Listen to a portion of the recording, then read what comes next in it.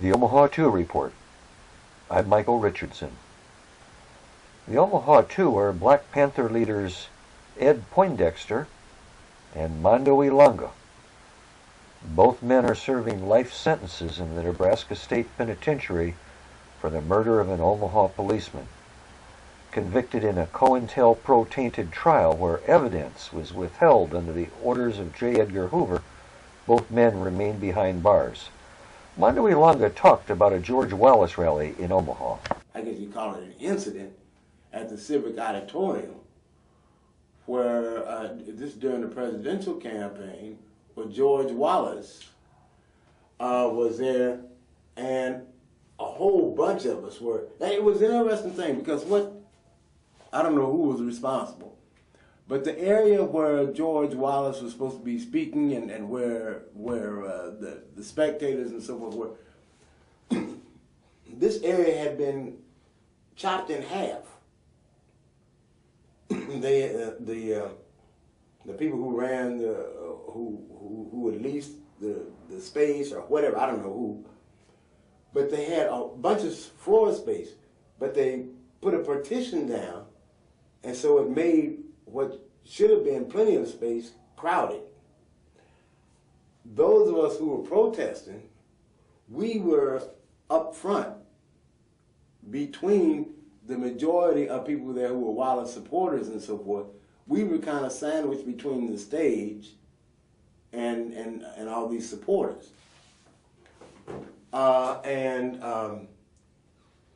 We were heckling and actually doing a good job of heckling.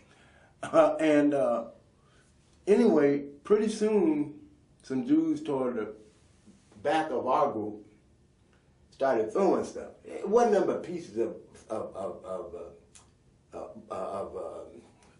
posters and so forth and pieces of stick. Wasn't nothing being thrown that could hurt anybody.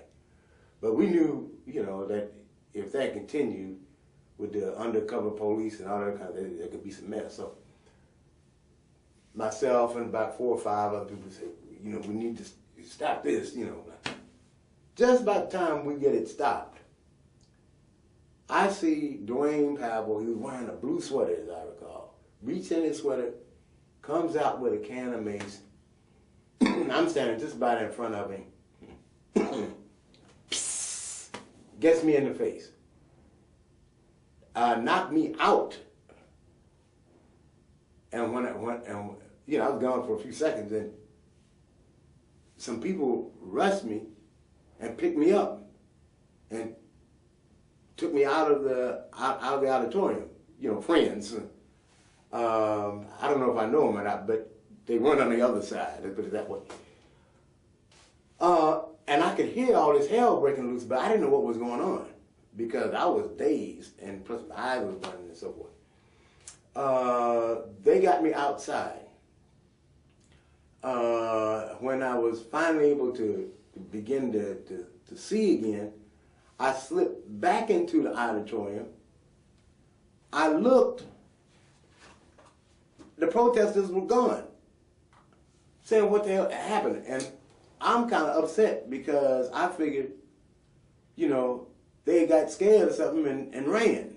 I didn't know what had happened, that they had been beat by the police and these Wallace supporters and so forth, and some of them even beat outside the auditorium because I guess I had been taken out a side door or something like that. So I missed all the stuff that happened, so I went back in. And I see one other African dude. He's on one side and I'm on the other. And as I got back in, it just so happened I walked right through the curtain on one side of the stage. And I looked out there and I see all these Europeans. I don't see any Africans but one. He was on one side and I was on the other side. So the two of us, we the only ones left. So we commenced to resume the heckling. Both Ed Poindexter and Mondo Ilanga have been repeatedly denied new trials despite evidence of the tampering in their case.